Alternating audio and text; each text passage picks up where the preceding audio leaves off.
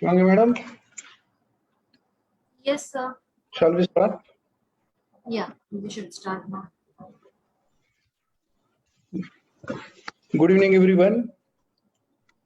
Indian nurseryman association seats for future webinar में मैं सचिन ब्राह्मणकर आप सभी का तहे दिल से स्वागत करता हूं। आज का जो हमारा टॉपिक रखा गया है that is on government schemes for horticulture and nursery business.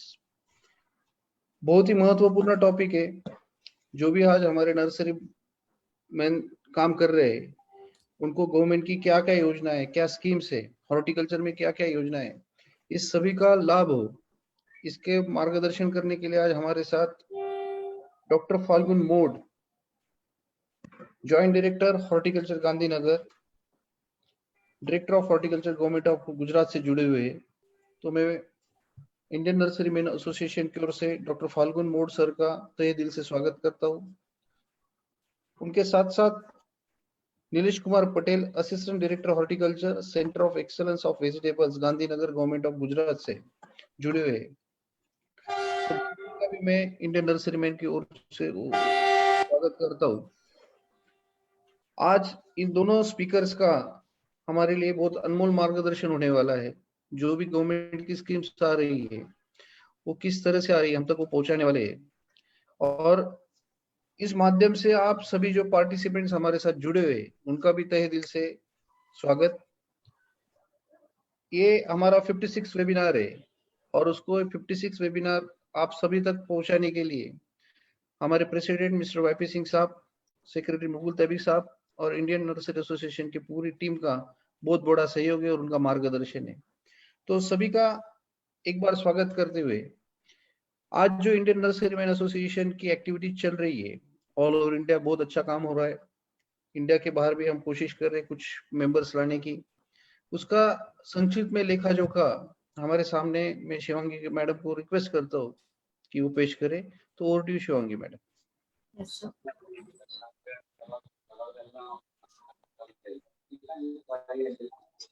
सभी पार्टिसिपेंट से रिक्वेस्ट है कि आपने माइक्रोफोन कृपया म्यूट पे रखिए।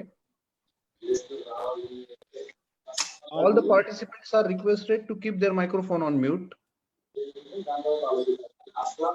मैडम सभी पार्टिसिपेंट्स को म्यूट पे डाल दीजिए।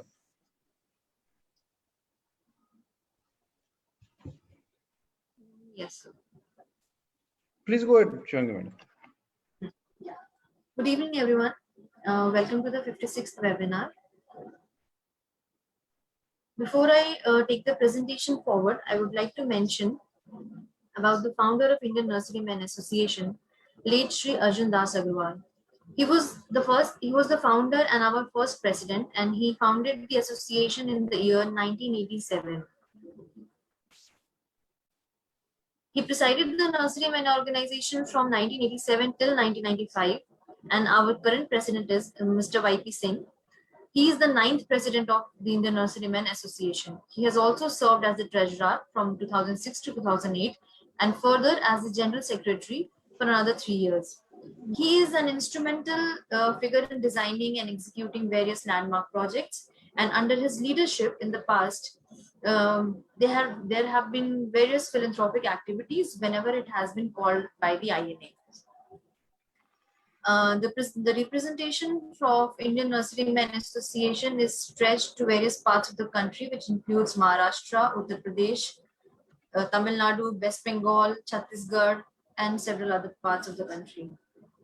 We have our green ambassadors.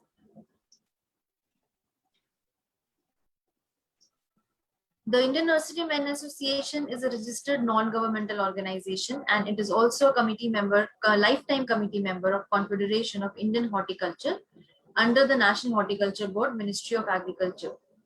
It has now completed 33 years of its establishment, and we have more than 3,700 lifetime members across every state of India. The association is a network of strength, support, and success, and it culminates the horticulture industry, landscape industry, plant breeders, greenhouses, nursery growers, retailers, distributors, interior and exterior landscapers, students, educators, researchers, and all other stakeholders. The Indian Nurserymen Association strives to be influential advocates, collaborative across the industry, and be passionate promoters of healthy and green communities. The organizational structure can be understood as the elected board of governing council of 11 members. The GC makes major decisions pertaining to the operation of the association and establishes policies to carry out the INA's objectives. Our thematic areas are PR and advocacy, networking and partnerships, capacity building and study tour, events and exhibitions, research and development, publications and papers. Ministry of Agriculture, Cooperation and Farmers Welfare discussed about the problems which the plant and nursery sector was facing due to the lockdown and other consequences of COVID-19 pandemic.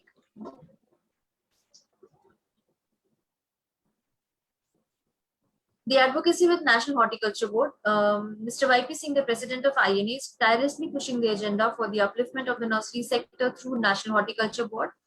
And he has also submitted several proposals and demands in order to bring many financial schemes for the sector. Advocacy with National Horticulture Board, to make a national level survey should be conducted by NHB for the identification of fruits, vegetables and ornamental plants. Important role in process of Horticulture Export Council of India. Revival of Confederation of Indian Horticulture and its involvement in major decisions. Development of research and development centers by the government. There have been a proposal to establish the Flower and Export Council of India under Ministry of Agriculture. Our membership drive has now gone global. It is now available in several other countries apart from India, that is Japan, Vietnam, Italy, Colombia, Netherlands, South Africa, Lebanon, Bangladesh, and many other countries. The Indian Nurserymen Association has included the publication of its monthly magazine, which is Nursery Today. It also publishes a directory for the horticulture industry every 3 years. The directory covers all the data and information related to plants, nurseries, and its allied industry. We are continuously organizing our Seed for Future webinar series. And till now, we have hosted more than 50 webinars and we have received more than 4,000 participants. Indian Nurserymen Association hosts HortiPro India, which is India's largest international exhibition on ornamental plants. These are some of the pictures from the show. Recently, the Indian Nurserymen Association, on the occasion of World Environment Day on 5th of June, started plantation drive in the various parts of the country.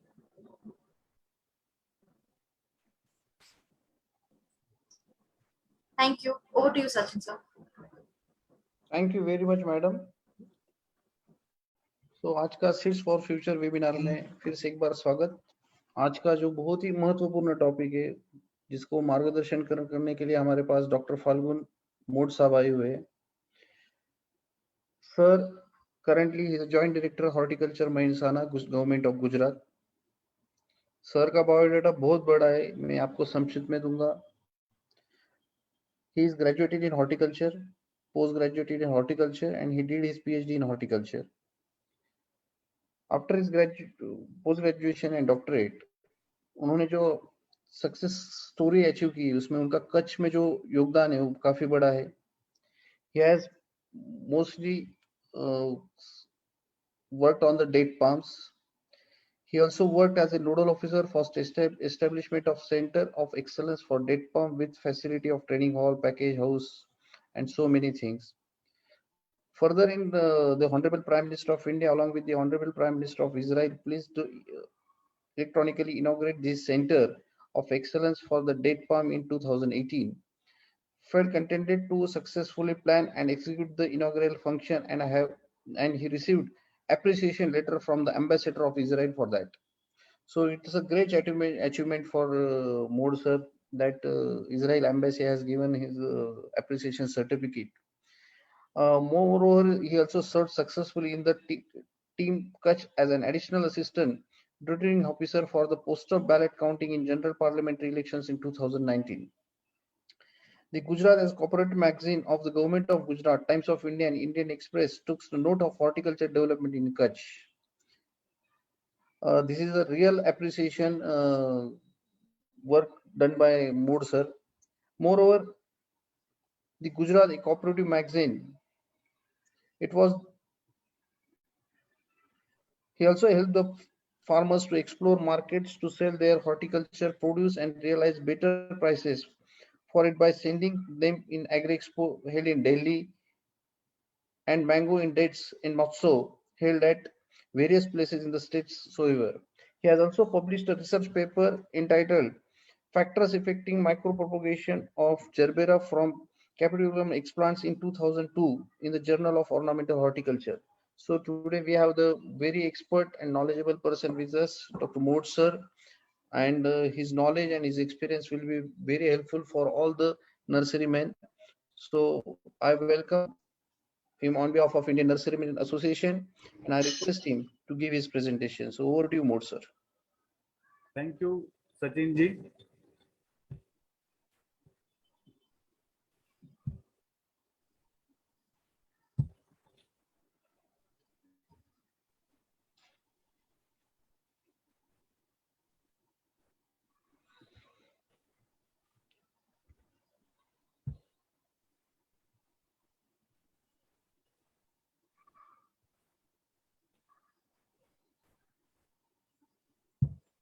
Hello. Hi, you're audible, sir. My presentation is not loaded. You please share your screen, sir. Let me do again.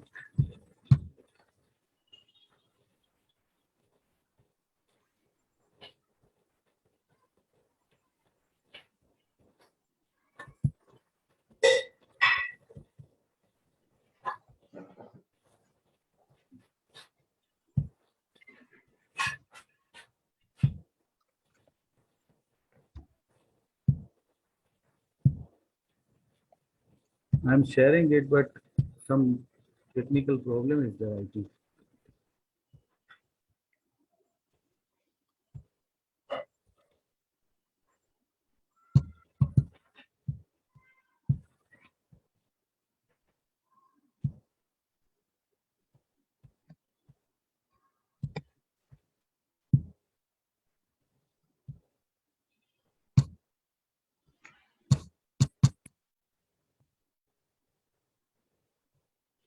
It is displayed on the screen that your screen sharing is paused.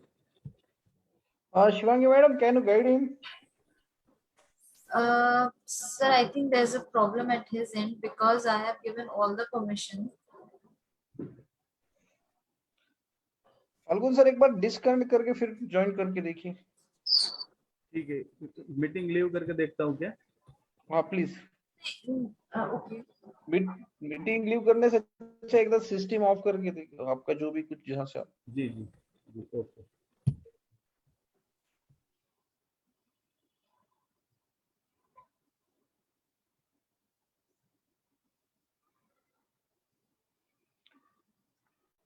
Sir जब तक join कर रहे हैं तब तक मेरी सभी participants के रिक्वेस्ट रहेगी कि जो भी आपके क्वेश्चंस रहेंगे वो आप चैट बॉक्स में डाल दीजिए. So it will be easy for the speakers to answer your questions in the chat. So we are able to save our time.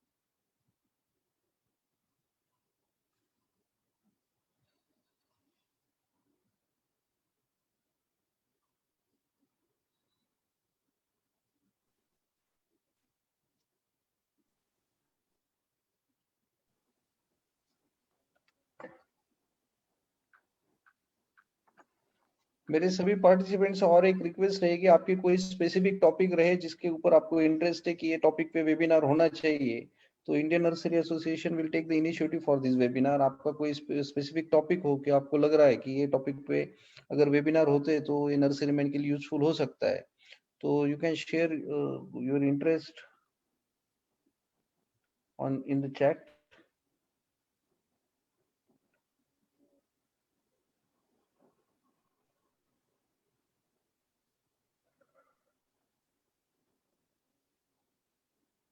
Madam Falgun sir आ गए. Yes, sir. आ गए.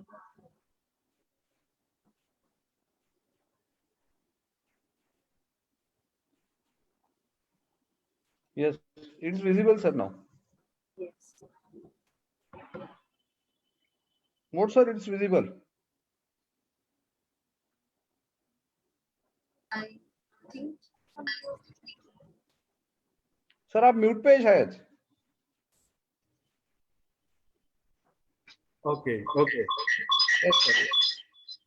Thank you very much, Mr. Sachin, for introducing me with this August audience. Indian Nurserymen Association जो webinar series चला रहा है, ये 56 webinar है seed for the future के नाम पे, और आज का टॉपिक है government schemes for horticulture and nursery businesses. तो ये वेबिनार के माध्यम से मैं आप सभी का स्वागत करता हूं और मैं अपना प्रेजेंटेशन स्टार्ट करता हूं.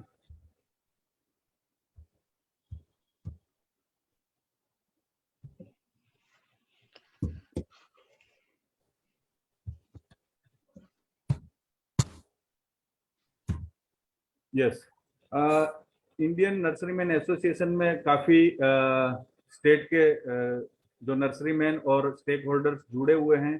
तो जो स्कीम पूरे इंडिया में लागू की गई है गवर्नमेंट ऑफ इंडिया के द्वारा, उसके बारे में हम बात करेंगे. Mission for integrated development of horticulture, ये जो MIDH बोलते हैं उसको, ये स्कीम है वो एंड टू एंड अप्रोच पे काम करती है. एंड टू एंड माने उसके मायने हैं कि right from production of quality planting material to marketing and export तक जो हॉर्टिकल्चर के विभिन्न जो तबके होते हैं, उसमें हॉर्टिकल्चर डिपार्टमेंट जो है वो सब्सिडी देता है फार्मर्स को. हॉर्टिकल्चर की अगर बात करें हम, जब हम आजाद हुए तब हमारी जनसंख्या सिर्फ 31 करोड़ थी. आज 130 करोड़ है. फिर भी हम फूड के मामले में सेल्फ सस्टेन्ड है. हमने फूड सिक्योरिटी हासिल कर ली है. और लेट 70s में जब ग्रीन रिवॉल्यूशन के तहत हम फूड सिक्योरिटी अटेन किए, तो तब जाके 20 साल के बाद हमें न्यूट्रिशनल सिक्योरिटी की भी बात याद आई और हमने डाइवर्सिफाई करके एग्रीकल्चर से थोड़ा शिफ्ट हॉर्टिकल्चर की ओर भी किया. और 1990 के बाद देश के ज्यादातर हिस्सों में, ज्यादातर राज्यों में हॉर्टिकल्चर डिपार्टमेंट अलग एस्टैब्लिश हुए और तब से हॉर्टिकल्चर डेवलपमेंट काफी अच्छी तरीके से हो रहा है. और 2004-05 में ये नेशनल हॉर्टिकल्चर मिशन के नाम पे एक स्कीम शुरू की गई गवर्नमेंट ऑफ इंडिया के द्वारा. और उस स्कीम के इतने अच्छे परिणाम मिले कि हॉर्टिकल्चर जो सब सेक्टर है वो ग्रोथ इंजन के रूप में उभर के आया है. और उससे देश में 7.22 मिलियन हेक्टर एरिया हॉर्टिकल्चर के अंडर बढ़ा है और 360 मिलियन मेट्रिक टन प्रोडक्शन भी बढ़ा है. इसमें जो आलू है उसका प्रोडक्शन तकरीबन डबल हो गया है.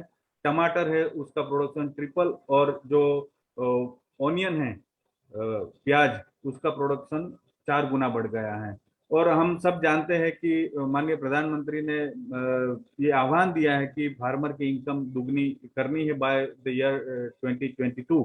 तो horticulture is the only way out to double the farmers income, because horticulture has established its credibility by producing more crops per unit area and giving a higher income per unit area than any other branch of the agriculture. It also provides the round the year employment to the farmers and laborers, and also it's instrumental for the nutritional security of the people. And contribution to the agriculture GDP, horticulture contributes 30%, and increase in demand of fruits and vegetables rose up to 1.9% and 1.02%. And the agriculture GDP growth is added to 0.139% by horticulture, and potential to increase rupees 1.2 lakh gross return per annum.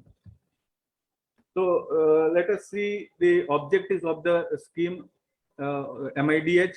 Holistic growth of horticulture sector through area-based and regionally differentiated strategies. Improve productivity by way of quality germplasm, planting material and water use efficiency through micro irrigation. India में सबसे बड़ा horticulture की बात जब आती है तो सबसे बड़ा प्रॉब्लम है to provide farmer with quality planting material that is genetically identical, true to type and free from diseases and pests. This is the most important problem faced by the farmers as well as nurserymen. अगर mango की बात करते हैं तो कोई भी nursery हम ऐसे नहीं देखते हैं कि जहां उसके साथ कहीं ना कहीं माल फॉर्मेशन ना जा रहा हो या एंथ्रेक्नोज ना जा रहा हो. काफी सारी दिक्कतें हैं. काफी जो एडवांस नर्सरी मैन है उन्होंने इस पे कंट्रोल हासिल कर लिया है, लेकिन जो छोटे नर्सरी मैन है वो ज्यादा जागृत नहीं है. उनको ये काफी सारे प्रॉब्लम फेस करने को आते हैं. और जब ऐसा रोगेस्ट प्लांटिंग मटेरियल जाता है, प्रॉब्लमेटिक प्लांटिंग मटेरियल, तो प्रोडक्शन तक उसका प्रॉब्लम मैनिफेस्टेशन होता रहता है और एक्सपोर्ट में भी काफी दिक्कतें आ रही हैं. दूसरा है enhance horticulture production, augments farmer income and strengthen national security, जो अभी न्यूट्रिशनल सिक्योरिटी जो अभी मैंने आगे बताया था. Aggregation of farmer into farmer groups like farmer interest groups and FPOs. Formation of FPOs is the need of our, और हमारे बजटरी प्रोविजन में भी 10,000 एफपीओज बनाना है, ऐसा केंद्र सरकार ने भी बताया है. और अभी मैं हाल ही में सहकारिता विभाग अलग से सेंट्रल गवर्नमेंट ने स्टार्ट किया है और उसको वो विभाग एफपीओ बनाने पे ज्यादा एम्फेसिस देगा और ज्यादा जोर देगा. एफपीसी बनाना बहुत जरूरी इसलिए भी है कि अभी फार्मर जो है वो भी एक मैन्युफैक्चरर है जैसे दूसरे मैन्युफैक्चरर्स हैं, लेकिन उस फार्मर की प्रोडक्ट की प्राइस कोई और तय कर रहा है और जब जो कंज्यूमर है उसको हायर प्राइस पे खरीदना पड़ता है.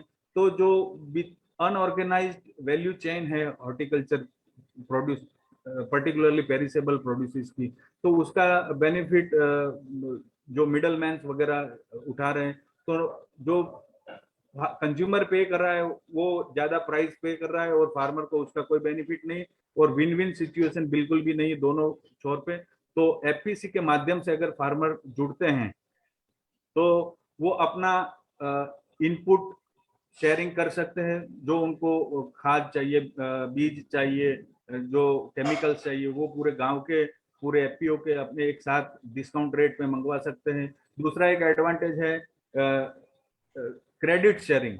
जो फार्मर का ये जनरली अनुभव रहता है कि जो एग्रीकल्चर क्रेडिट है उसके अलावा अगर उसको कोई लोन लेना है तो काफी रिलेक्टेंस बैंकों का देखने को मिलता है.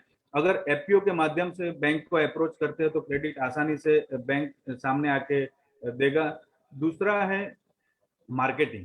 मार्केटिंग बहुत ही जरूरी है. इंडिविजुअली फार्मर खुद मार्केट नहीं कर पा रहा है और यूनाइटेड नहीं है, इसलिए उसके अच्छे दाम भी उसको नहीं मिल रहे हैं. और सबसे इम्पोर्टेंट चीज है स्किल शेयरिंग. अगर गांव में किसी को हाईटेक फार्मिंग करना है, नर्सरी करना है, ग्रीन हाउस लगाना है, 10 आदमी या 1500 आदमी करना चाहते हैं तो सारे जाके कोई ट्रेनिंग ले नहीं सकते.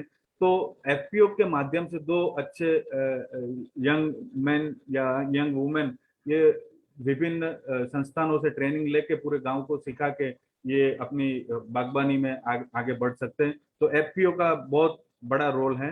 Skill development and creation of employment achievement opportunities. तो हॉर्टिकल्चर में अगर आदमी जुड़ता है तो उसको स्किल की भी जरूरत पड़ती है और एम्प्लॉयमेंट भी 12 महीना उसको मिल सकते हैं. जो कंपोनेंट्स है जो नेशनल हॉर्टिकल्चर मिशन के अंतर्गत उसको सब्सिडाइज किया जा रहा है, वो कंपोनेंट्स है nursery and quality planting material, area expansion, protected cultivation में poly house, green house, shade nets for growing off season high value vegetable flowers, water harvesting structures, farm ponds जो इंडिविजुअल भी होता है और कम्युनिटी बेसिस पर भी होता है. हॉर्टिकल्चर मैकेनाइजेशन में ट्रैक्टर से लेके हार्वेस्टर, प्लांटर, काफी सारे मशीनरी, स्प्रेयर है, सेल्फ प्रोपेल्ड मशीनरी, उसमें भी सपोर्ट किया जा रहा है। पोस्ट हार्वेस्ट इंफ्रास्ट्रक्चर में सॉर्टिंग, ग्रेडिंग, पैकिंग यूनिट के लिए, कोल्ड चेन के लिए, प्राइमरी प्रोसेसिंग के लिए, कैपेसिटी बिल्डिंग के लिए फार्मर्स को, बी कीपिंग और सेंटर ऑफ एक्सेलेंस के लिए भी फार्मर को असिस्टेंस दिया जा रहा है। ये बड़े बड़े कंपोनेंट मैं बता रहा हूँ। मेरे सहयोगी है मिस्टर नीलेश पटेल, जो मेरे बाद के स्पीकर है, वो आपको इन डेप्थ इस सारी स्कीमों के बारे में बताएंगे। अब इम्पैक्ट हम बात करें, MIDH जब शुरू हुआ 2005-6 से, तो उसका इम्पैक्ट क्या हुआ, तो India second largest producer of fruits and vegetables बन पाया just because of start of this scheme, and export increased by more than 3 times in 10 years. Gross value of horticulture output increased up to 70%. Fruit and vegetable availability per capita increased from 397 gram per day to 540 gram per day.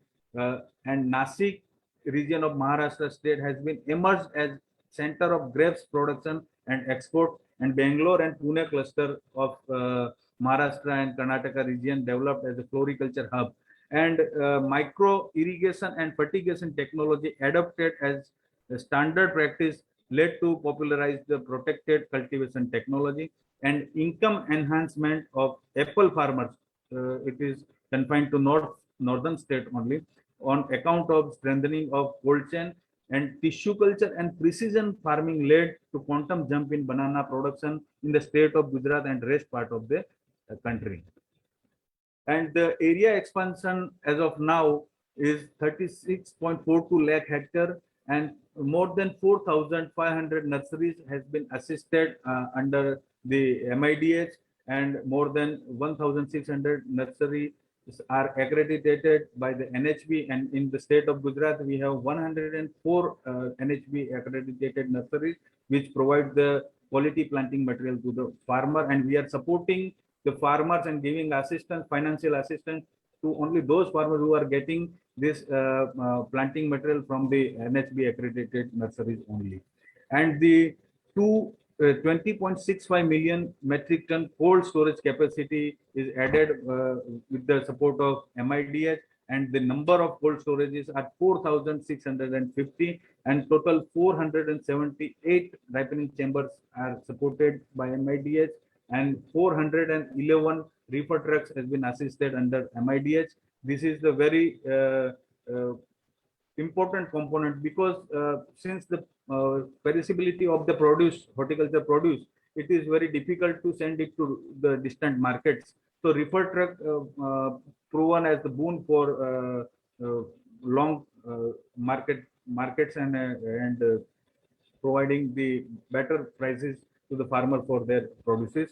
And total 28 centers of excellence with Indo-Israel collaboration for high-tech horticulture is run under the NHM.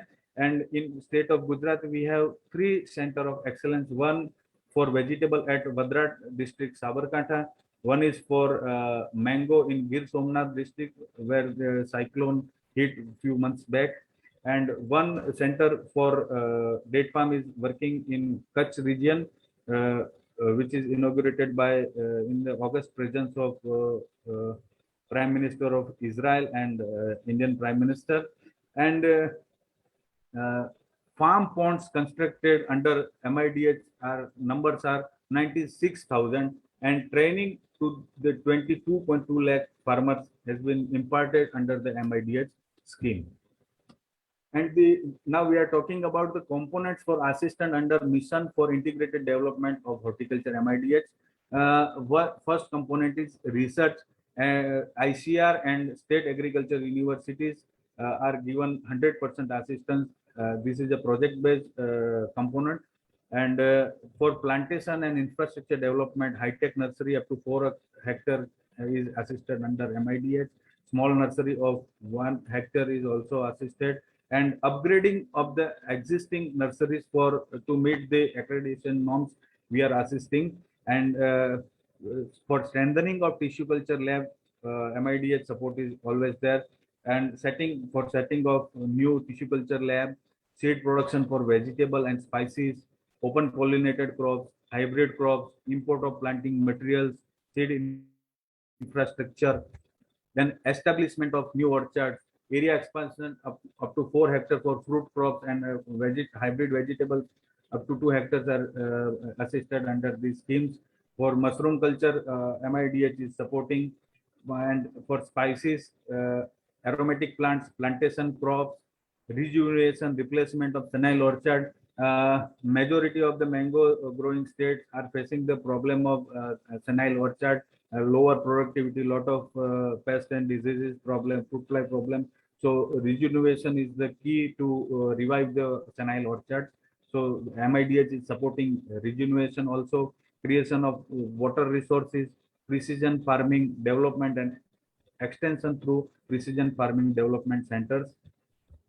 Then protected cultivation, greenhouse structures, shade net house, plastic tunnels, walk-in tunnels, anti-bird nets, anti-hail nets, cost of planting material of high value vegetables and flowers are also supported under MIDH. MIDH also providing subsidies for plastic mulching also. Promotion of integrated nutrient management and pest management. Nowadays we are hearing about natural farming. So this, and by this component we are promoting natural as well as organic farming also. Organic farming component is a group approach. 50 hectare block is identified, and MIDH support farmers for organic farming registration as well as providing the organic inputs also.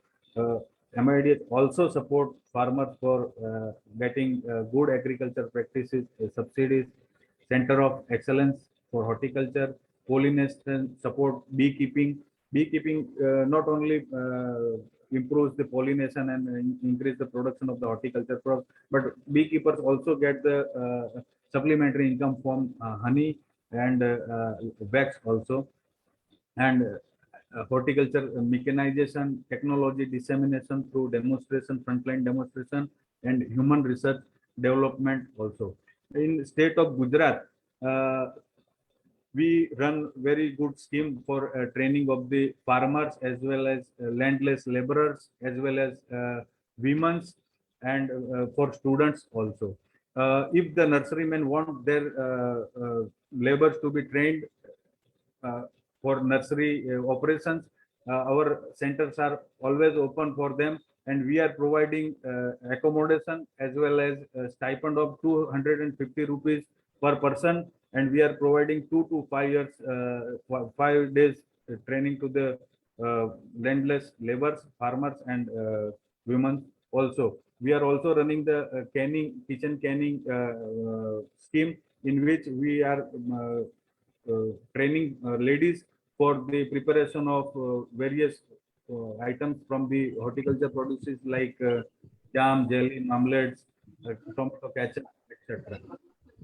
And for integrated post-harvest management, MIDH support the pack houses, integrated pack houses, pre-cooling unit, cold room, staging cold room, mobile pre-cooling unit, cold storages, technology induction and modernization. If you are turning your switching off to solar based cold storages, so horticulture mission is supporting the modernization of the cold chain. Refrigerated transport vehicles, we are providing subsidies. Primary mobile processing unit, ripening chamber, evaporative low energy cool chambers, preservation unit, low cost onion storage structure up to 20 metric ton, Pusa zero energy cool chamber 100 kg, integrated cold chain supply system.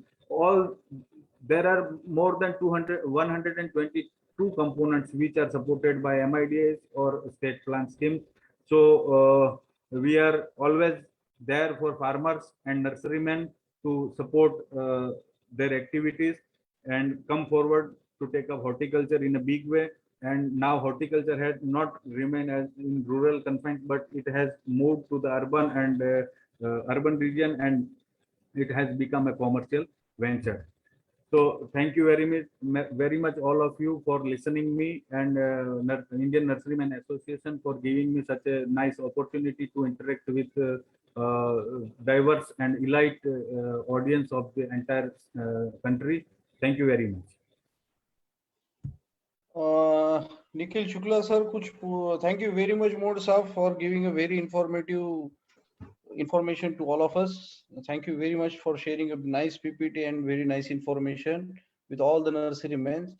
I think there is Nitin Shukla sir. He's willing to ask one question. He's raising his hand. Nitin Shukla sir, can you please ask your question? Nikhil Shukla sir. Nikhil Shukla साहब unmute कर लीजिए आप अपने आप को।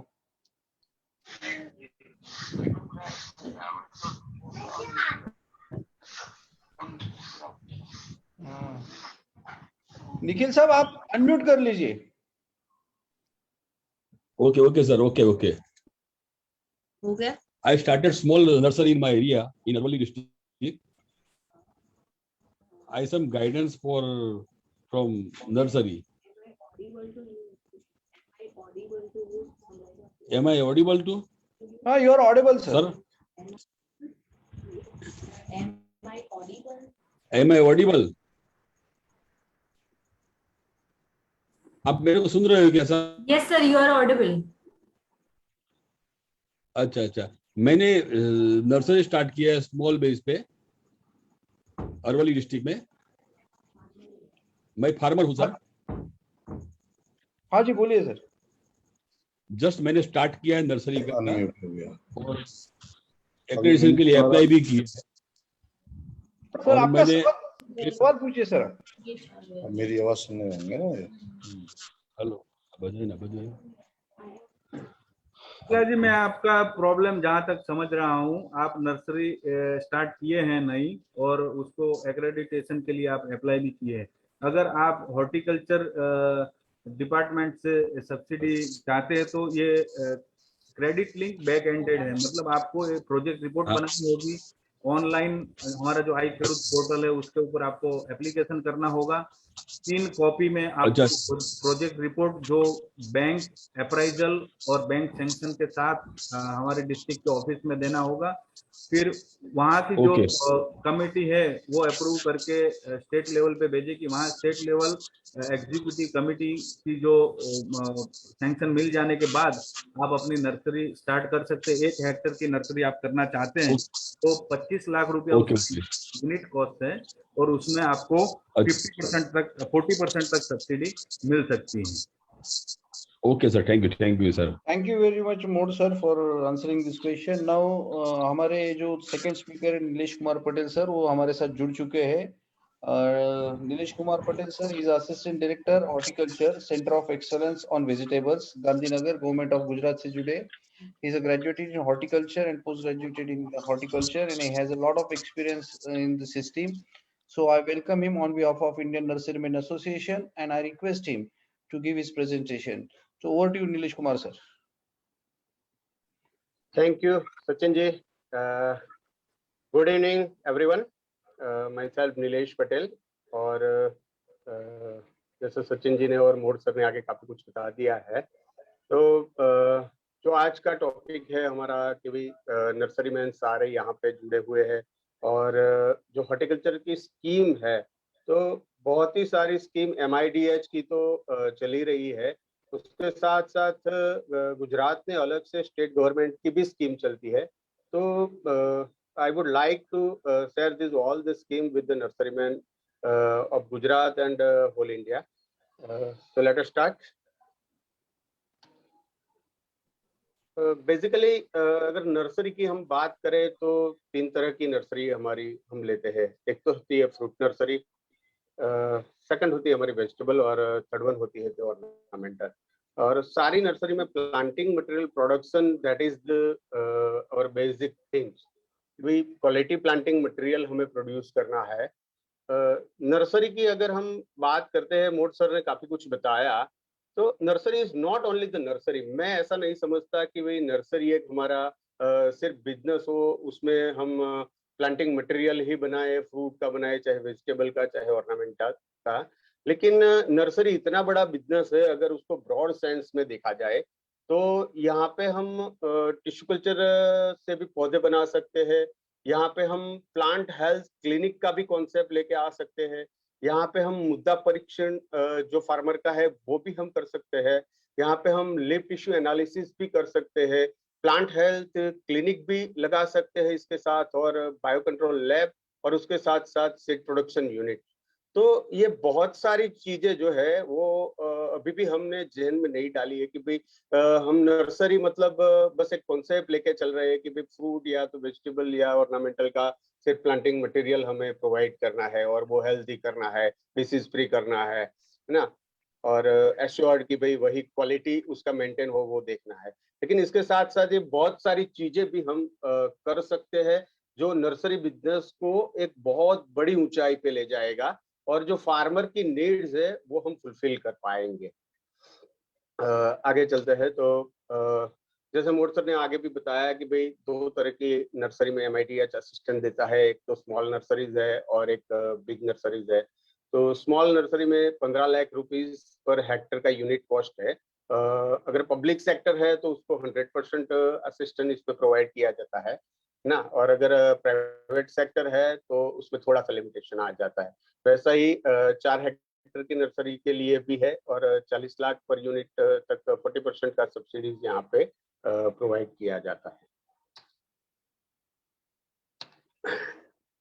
Fruit nursery, तो upgradation, अगर nursery है और उसका अपग्रेडेशन करना है इंफ्रास्ट्रक्चर का, तो इसके लिए भी 10 लाख रुपीस पर नर्सरी 4 हेक्टर तक असिस्टेंट यहाँ पे सेंट्रल गवर्नमेंट और स्टेट गवर्नमेंट दोनों की तरफ से दिया जा रहा है। जो कंपोनेंट है नर्सरी के, वो एक तो स्मॉल नर्सरी या बिग नर्सरी के लिए हम देखें तो एक तो प्रॉपर फेंसिंग होना चाहिए, शाइन या तो मदर ब्लॉक और इम्प्रूव वेराइटी का अपने पास होना चाहिए, रूट स्टॉक का भी ब्लॉक अपने पास होना चाहिए। ये सारी चीजें एक्रेडिएशन के लिए भी बहुत जरूरी होती है। उसके बाद नेट हाउस अपने पास होना चाहिए कि जहाँ पे हम इंसेक्ट प्रूफ नेट हाउस हो तो उसमें हम वायरस पे प्लांटिंग मटेरियल वहाँ पे रख सके। इरिगेशन फैसिलिटी होनी चाहिए, जो MIS सिस्टम है, फोगिंग सिस्टम है, मिस्टिंग सिस्टम है, ये सारी चीजें भी वहाँ पे होनी चाहिए। हाईटेक ग्रीन हाउस भी चाहिए हमें, जहाँ पे हम कटिंग से प्रोड्यूस करने वाले हैं, और उसमें फोगिंग और मिस्टिंग सिस्टम के साथ होना चाहिए। हार्डनिंग और मेंटेनेंस जो है तो उनमें भी insect proof net house with light screen properties and sprinkler irrigation के साथ होना चाहिए। एक fan and pad green house भी हम रख सकते हैं। इसके अलावा pump house to provide sufficient irrigation and timely irrigation, और सॉइल सोलराइजेशन और steam sterilization system with boiler और सोलर सिस्टम हो तो भी चलेगा। तो इतने कंपोनेंट हमें चाहिए ही चाहिए।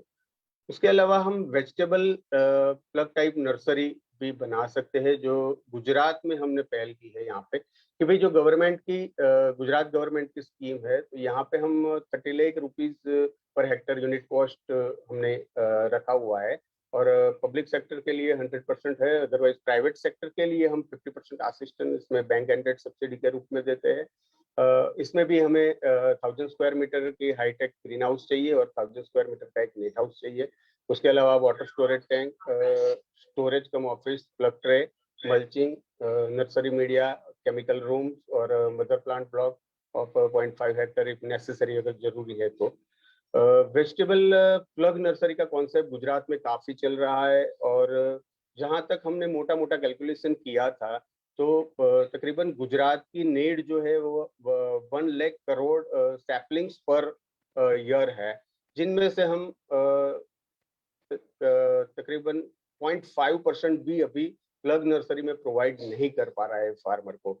तो it's a very very very big business for coming years as a vegetable saplings जो है, और जैसे फार्मर की नीड है आज की डेट में कि भाई बहुत ही हेल्थी प्लांटिंग मटेरियल उनको चाहिए, और जो सॉइल में अभी निमेटोड्स का प्रॉब्लम है वेजिटेबल प्लग नर्सरी में, तो उसकी वजह से प्रोडक्शन में 30% तक का डिक्रीज उनका हो जाता है। वैसे ही अगर काफी ट्रायल्स भी हमने गुजरात में लिए हैं यहाँ पे, तो जहाँ पे हमने प्लग नर्सरी का सैपलिंग्स लगाया है और जहाँ पे हमने रेज बेड वाला सॉइल वाला सीधा सैपलिंग्स लगाया है, तो दोनों में 30% तक का प्रोडक्शन का डिफरेंस भी आ रहा है। तो आज की डेट में ये बहुत ही बड़ी नीड है फार्मर की, और अगर हम उसको फुलफिल कर पाए, या तो एक ऐसा कहा जाएगा कि दिस इज द अवर, ये हमारी जिम्मेदारी है, हमें फार्मर को quality planting material vegetable sector में भी देना है। क्योंकि अगर हम बात करें कैप्सिकम की या ककुम्बर की, है ना, कि जिनकी सीड कॉस्ट काफी कॉस्टली सीड है, जैसे हाइब्रिड्स हम देखेंगे रिक्वान का या दूसरी कोई कंपनी का, तो 6-7 रुपए का कलर कैप्सिकम आ जाता है। और अगर रेजवेड में फार्मर उगाता है तो उसको 70% या 60% जर्मिनेशन मिलता है, और अगर प्लग नर्सरी में लेता है तो उसको सीधा ही फायदा है, और सीधा सीड कॉस्ट उसका बच जाता है, और डिसीज फ्री और निमेटोड फ्री प्लांटिंग मटेरियल भी उसको मिल जाता है। So this vegetable nursery is also the good scope and idea for the future. ये हमने जो डिस्कस किया वही है, what is the plug nursery. Sorry for interruption.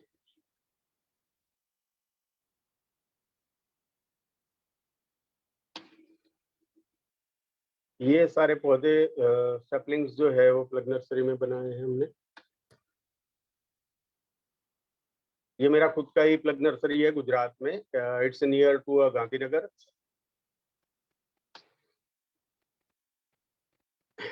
Accreditation की बात अभी कोई अरवली से फार्मर कर रहे थे, तो अगर एक्रेडिएशन की बात हम करते हैं तो नेशनल हॉर्टिकल्चर बोर्ड जो है वो एक्रेडिएशन करता है पूरा।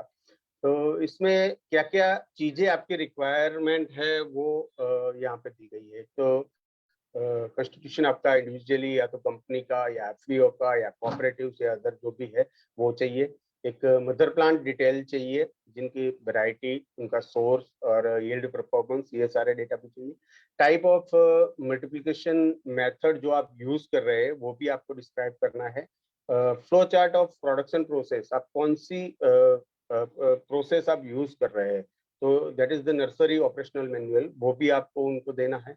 इरिगेशन सोर्स आपका क्या है, उसका टीडीएस क्या है, क्वालिटी ऑफ वाटर क्या है, वो भी आपको देना है। प्रोटेक्टेड कल्टीवेशन स्ट्रक्चर आपके पास अवेलेबल है कि नहीं, वो भी आपको देना है। उसके अलावा लेआउट आपका जो नर्सरी का पूरा है वो देना है। Trade detail of planting material, जो आप करने वाले हैं ट्रेड, उसका भी आपको देना है बिलिंग के साथ। Infrastructure for media, soil solarization, media preparation, tool equipment, ये सारी चीजें भी वो मांगेंगे। उसके अलावा storage, office, labour stay arrangement, वो भी बेसिक रिक्वायरमेंट है। तो ये सारी चीजें आपको एक्रेडिएशन के लिए चाहिए ही चाहिए। तो जितने भी हमारे नर्सरी में भाई बहन यहाँ पे है, तो अगर जिसने नहीं करवाया एक्रेडिएशन तो ये पहले से प्रिपेयर हो जाए कि भाई इतनी चीजें तो मुझे लगनी है, और कहाँ से लाना है, क्या करना है, वो पहले से अरेंज कर लेंगे। टिश्यू कल्चर यूनिट, जैसे मैंने आगे बताया कि भाई tissue culture unit is also require in our nursery. तो एक टिश्यू कल्चर यूनिट लगाने के लिए क्या क्या सब्सिडीज मिल सकती है, तो 2.5 लाख का यूनिट कॉस्ट है ना। तो उसमें 100% टोटल कॉस्ट पब्लिक सेक्टर के लिए है, और अगर प्राइवेट सेक्टर में हमें नर्सरी में लेना है तो 40% तक हमें बैंक एंडेड सब्सिडी वाला जो क्रेडिट लिंकेड है उसमें हमें टिश्यू कल्चर लैब मिल सकता है, जिसमें आपको एक श्योरिटी देनी है। You have to surety that you have to produce 25 lakh plant for every year, और मैंडेटरी क्रॉप भी आपका एक फिक्स होना चाहिए। वो उसी क्रॉप के आपके 25 लाख पौधे एवरी ईयर होने चाहिए। Strengthening of existing tissue culture lab, अगर किसके पास है और उसको स्ट्रेंथन करना है तो 20 लाख रुपए यूनिट जो उसका कॉस्टिंग है उसमें 50% बैंक एंडेड सब्सिडी आपको मिल सकता है। एक्रेडिएशन, जैसे हमने देखा कि ये नर्सरी का एनएचबी का एक्रेडिएशन है, ऐसे इनका भी एनसीएस टीसीपी एक्रेडिएशन है। तो उसमें क्या क्या क्राइटेरिया है वो यहाँ पे मैंने दिए हैं। तो availability of qualified and trend human resources होने चाहिए कि जो पौधे बनाने में सक्षम हो। डेडिकेटेड फंक्शनल लेबोरेटरी एक तो होनी चाहिए आपके पास। ग्लास हाउस या green house facility, glass house green house facility for conducting biological test, और अवेलेबिलिटी ऑफ डेडिकेटेड स्पेस और मिनिमम इंफ्रास्ट्रक्चर होना ही होना चाहिए ताकि डिसीज पे प्लांटिंग मटेरियल तैयार हो पाया। इसमें भी एक्रेडिएशन में क्या क्या क्राइटेरिया है वो दिए हैं। तो इसकी वेबसाइट पे अगर आप चले जाएंगे dbtn.cstcp.nic.in, ये सारे क्राइटेरिया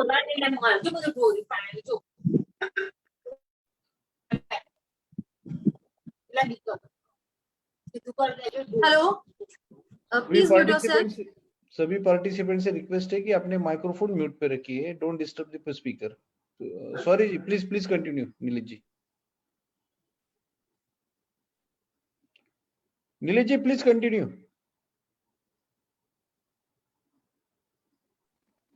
तो 100% पब्लिक सेक्टर के लिए है और 50% जो है वो प्राइवेट सेक्टर के लिए इसमें दिया गया है।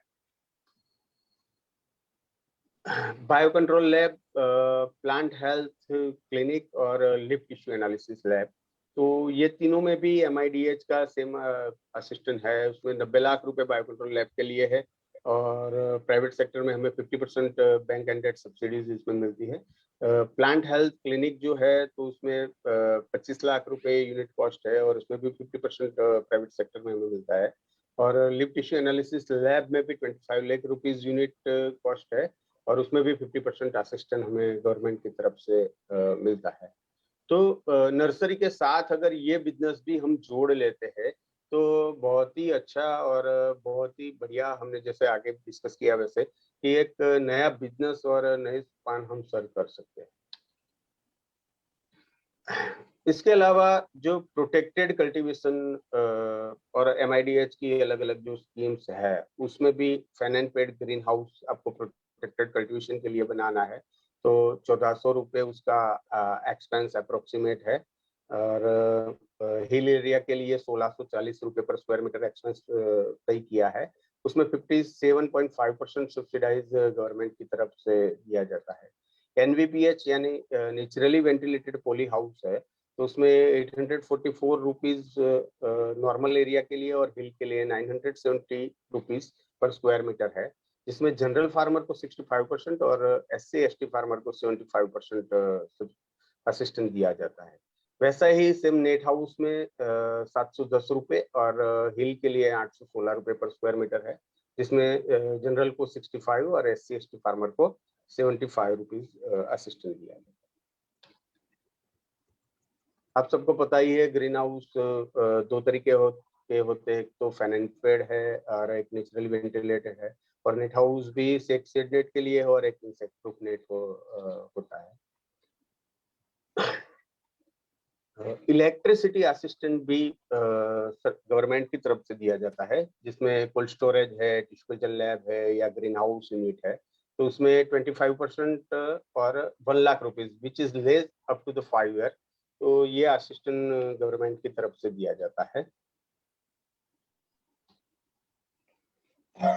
हाइब्रिड वेजिटेबल सीड, अगर हम बात करते हैं हाइब्रिड वेजिटेबल सीड की तो इसमें भी बहुत अच्छा असिस्टेंस देती है सेंट्रल गवर्नमेंट और स्टेट गवर्नमेंट भी देती है। गुजरात में हम एडिशनल सब्सिडीज भी यहाँ पे रिलीज करते हैं स्टेट गवर्नमेंट की ओर से, जिसमें जनरल फार्मर के लिए 15% होता है और SC/ST फार्मर के लिए 25% होता है।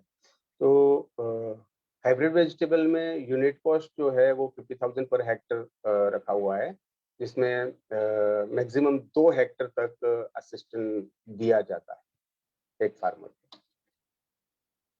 फ्री इनपुट किट्स भी गवर्नमेंट की तरफ से दिए जाते हैं, जिसमें सिर्फ SC और ST फार्मर को 0.10 हेक्टर के लिए 1 टाइम इन 2 ईयर, 2 साल में एक बार, और वो 100% फ्री रहता है। तो अगर कोई फार्मर इंटरेस्टेड है SC/ST कैटेगरी में तो ये सब्सिडीज ले सकते हैं। इसके अलावा ट्रेलिजिंग जो है वेजिटेबल प्रोडक्शन के लिए, तो इसमें कच्चा मंडप है, सेमी कच्चा और पक्का मंडप है, तो हर एक का कॉस्टिंग अलग है। कच्चे के लिए 52,000 रुपीज हेक्टर है, 80,000 रुपये सेमी के लिए है और पक्का स्ट्रक्चर जो है वो 1,60,000 है, जिसमें जनरल फार्मर को 50% और SC/ST फार्मर को 75% असिस्टेंस दिया जाता है। Maximum up to the 2 hectare तक ये असिस्टेंस प्रोवाइड किया जाता है। और ये स्ट्रक्चर भी जो है पक्का स्ट्रक्चर फार्मर को मिनिमम 8 साल तक मेंटेन करना पड़ता है। तो this is the rule, some rules. ये सारे नर्सरी मैन को स्कीम इसलिए बताई जा रही है कि आपके वहाँ पे अगर कोई फार्मर आ रहा है जिसको इसके बारे में पता नहीं है, तो आप इससे शेयर कर सकते हैं। और आपका भी सैपलिंग्स का बिजनेस भी इससे बहुत ही अच्छा चल सकता है। तो ये थोड़े फोटोग्राफ्स है कि कैसे ये स्ट्रक्चर खड़े किए जाते हैं।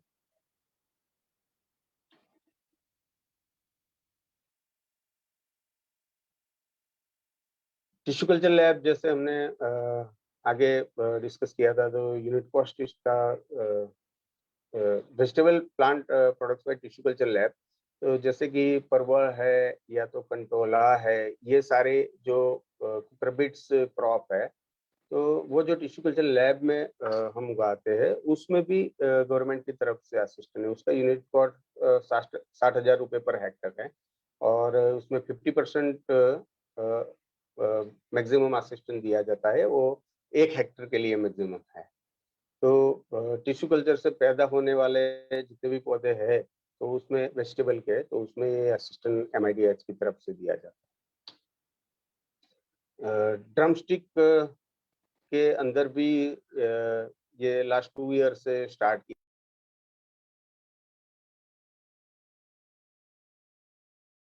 असिस्टेंट दे रहे हैं।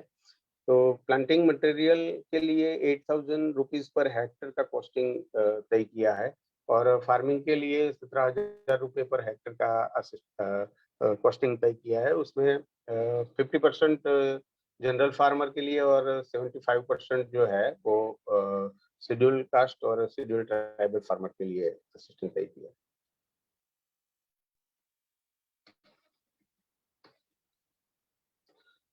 Kamlam fruit.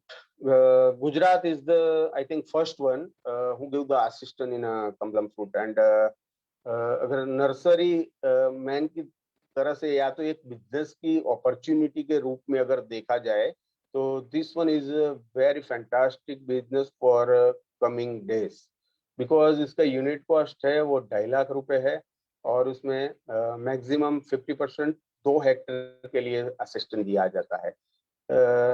All the friends are knows that the kamlams is a very good crop.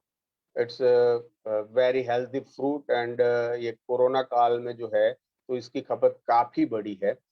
और अगर उसका प्रोपागेशन देखा जाए तो सबको पता है कि by cutting it will be raise very easily. So plant produce करना, नंबर ऑफ प्लांट प्रोड्यूस करना बहुत ही इजी है। प्लांट कॉस्ट अगर गुजरात में यहाँ पे देखा जाए तो 30 से 35 रुपए पर प्लांट यहाँ पे अलग अलग वेराइटीज की बिक रही है, और बहुत सारा प्लांटेशन अभी गुजरात में हो रहा है। सो मे बी कि सेंट्रल गवर्नमेंट शायद सभी स्टेट में ये स्कीम डालेगी, आई थिंक। तो नेक्स्ट ईयर से अगर हम अभी से तैयारी कर ले, प्लांट प्रोड्यूस कर ले, तो नेक्स्ट ईयर अगर सारे कंट्री में स्कीम आती है, तो ये बहुत ही फायदेमंद होगा सारे नर्सरी मैन के लिए, और इतना प्लांटिंग मटेरियल भी फार्मर को जो चाहिए वो हम अवेलेबल करवा सकते हैं। टिश्यू कल्चर बेस बनाना, उसमें भी यूनिट कॉस्ट जो है वो ड्रिप इरिगेशन के साथ अगर फार्मिंग करते हैं तो 3 लाख रुपए हेक्टर का उसका यूनिट कॉस्ट है, और अगर विदाउट ड्रिप करते हैं तो 1.25 लाख रुपीस पर हेक्टर का यूनिट कॉस्ट है। उसमें जनरल फार्मर को 55%, SC फार्मर को 65 और ST फार्मर को 75% असिस्टेंस दिया जाता है, और ये maximum up to the 4 hectare तक का असिस्टेंस गवर्नमेंट इसमें प्रोवाइड करती है। अगर सेंट्रल गवर्नमेंट की गाइडलाइन देखी जाए तो ये सारी चीजों में जो है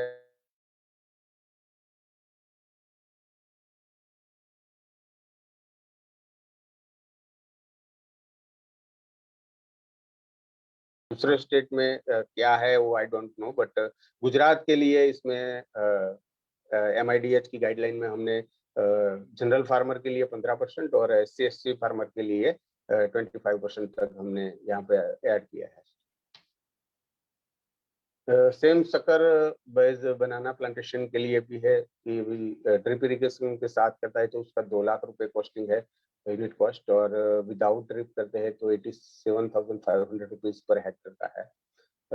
उसमें भी जनरल फार्मर को सेम एज टिश्यू 55%, 65% और 75% मैक्सिमम अप टू 4 हेक्टर तक का असिस्टेंस दिया जाता है।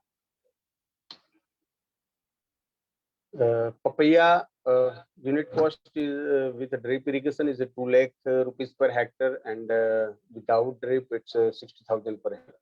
इसमें जनरल फार्मर को 55%, ST फार्मर को 65% और ST फार्मर को 75%। ये भी मैक्सिमम अप टू 4 हेक्टर तक इसमें असिस्टेंस मिलता है। Papaya is also good crop for our nurseryman because seed cost इसका थोड़ा सा हाई है, और अगर जर्मिनेशन हम अच्छा लेते हैं तो we are earning a good enough money from this crop also. जैसे ये ultra high density fruit crop जो है जिसमें मैंगो है और काफी सारे क्रॉप है, तो उसमें यूनिट कॉस्ट जो है वो ड्रिप इरिगेशन के साथ 2 लाख रुपए है, और विदाउट ड्रिप है वो 1.25 लाख। अल्ट्रा हाई और हाई डेंसिटी दोनों में यहाँ पे असिस्टेंस मिलता है। तो जनरल फार्मर और SC और ST फार्मर के लिए सेम एज अबाव है, जिसमें जनरली MIDH की जो गाइडलाइन है वो 3 ईयर में हम असिस्टेंट देते हैं। फर्स्ट ईयर हम 60% देते हैं, second year 20% and third year 20%। ये कितने प्लांट जिंदा है high density ultra high density में, अकॉर्डिंग दैट हम असिस्टेंट प्रोवाइड करते हैं। Same as a high density fruit crop के अंदर भी हम ड्रिप इरिगेशन के साथ 1.5 लाख रुपीज उनका यूनिट कॉस्ट है, और without drip it's 1 lakh rupees, और same as ultra high density for general SC/ST farmer. तो फर्स्ट ईयर में 60%, सेकंड ईयर में 20% और थर्ड ईयर में भी 20% तक असिस्टेंस देते हैं। कैश्यू एंड कोको क्रॉप के लिए भी MIDH में बहुत ही अच्छा प्रावधान है, और उसका unit cost 1.5 lakh rupees per hectare लिया है with drip, and without drip है 1 लाख रुपीज हेक्टर, जिसमें 55% जनरल फार्मर को, SC फार्मर को 65 और ST फार्मर को 75% है, जिसमें first year same as ultra high density plantation के जैसा ही है 60%, second year 20% and third year भी हम 20% असिस्टेंस दे रहे हैं। This is the most promising crop of the Gujarat state. आप सब जानते तो होंगे डेट के बारे में। डेट की अगर हम बात करें तो गुजरात में बहुत ही ज़्यादा स्कोप है, और मेरे से आगे जो स्पीकर थे doctor Falgun Mod sir, he is my senior in a college also and senior in a department also. So उन्होंने इतना रिवॉल्यूशनरी काम किया है भुज में कि इतनी सारी वेराइटीज जो फार्मर के पास है उसके मल्टीप्लिकेशन का काम अगर हो जाता साथ साथ में, तो सही में हम पूरे वर्ल्ड में डेट पाम पे हम राज कर रहे होते। आज की डेट में अगर देखा जाए तो डेट की 2-3 वैरायटी ही पूरे यूरोप और पूरे वर्ल्ड में चल रही है, जिसमें एक बरही वैरायटी है। और अगर कच्छ की बात गुजरात में की जाए जहाँ पे फाल्गुन मोड साहब ने डेवलपमेंट किया है, तो वहाँ पे फार्मरों के पास इंडिविजुअल इतने जीनोटाइप है कि हर एक फार्मर के पास अगर मैं ये कहूँ कि अलग अलग जीनोटाइप है डेट के, तो वो गलत नहीं होगा। और आज की डेट में अगर हम नर्सरी के साथ टिश्यू लैब भी डालते हैं, तो हमारी आनंद एग्रीकल्चर यूनिवर्सिटी में डॉक्टर पाटिल जी करके है, उन्होंने प्रोटोकॉल इसका रेडी किया है कि कैसे टिश्यू कल्चर लैब में इसको उगाया जा सकता है, इसका मल्टीप्लिकेशन किया जाता है। और हमारी खुद की इंडोजिनस हमारे पास जर्मप्लाज्म तो है ही है कच्छ में, तो वहाँ से अगर हम बेस्ट क्वालिटी के जर्मप्लाज्म अगर टिश्यू कल्चर से बनाते हैं, तो सही में पूरे वर्ल्ड में, ईरान में, इराक में, इवन इजराइल को हम पौधे यहाँ से सप्लाई कर सकते हैं, because they are demanding lot of varieties from our side, but due to some problem in tissue culture lab, we are unable to supply that much amount of plant to those. So अभी Dubai से बस एक ही variety हम import कर रहे हैं बर्फी। तो अगर हम ये वैरायटी यहाँ पे ही मल्टीप्लिकेशन करना स्टार्ट कर दे तो मैं मानता हूँ कि एक बहुत बड़ा बिजनेस अपॉर्चुनिटी हमारे लिए है। स्मॉल एंड मार्जिनल फार्मर के लिए इसमें जो हमने असिस्टेंट रखा है वो 0.20 हेक्टर के लिए, इसमें हम 50% सब्सिडीज देते हैं। और फार्मिंग एक्सपेंस के लिए भी अलग से हम सब्सिडीज देते हैं, जिसमें 40,000 पर हेक्टर है और वो भी 50% हम देते हैं, जिसमें फर्स्ट ईयर में 60%, सेकंड ईयर में 20 और थर्ड ईयर में 20। और बिग फार्मर के लिए 4 हेक्टर तक 50% असिस्टेंस हम प्रोवाइड करते हैं tech farm. So this is the picture of date. Even ये जो क्रॉप कवर कर रहे हैं, उनका बंच कवर कर रहे हैं, तो ये बंच कवर में भी गवर्नमेंट की तरफ से असिस्टेंस दे रहे हैं आज की डेट में। रिजुविनेशन जो है, तो जैसे मैंगो है और बहुत सारे क्रॉप जो होते हैं, तो उसकी एज हो जाती है तो उसके रिजुविनेशन का जो एक्सपेंस है तो वो तय किया है 40,000 रुपीज पर हेक्टर, और 2 हेक्टर तक फार्मर को हम असिस्टेंस देते हैं।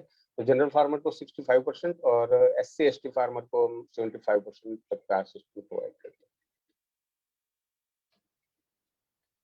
Power trailer up to the और मिनी ट्रैक्टर अप टू जो 20 HP का है, उसमें जनरल फार्मर को हम 40% और SC/ST फार्मर को हम 50% असिस्टेंस प्रोवाइड करते हैं।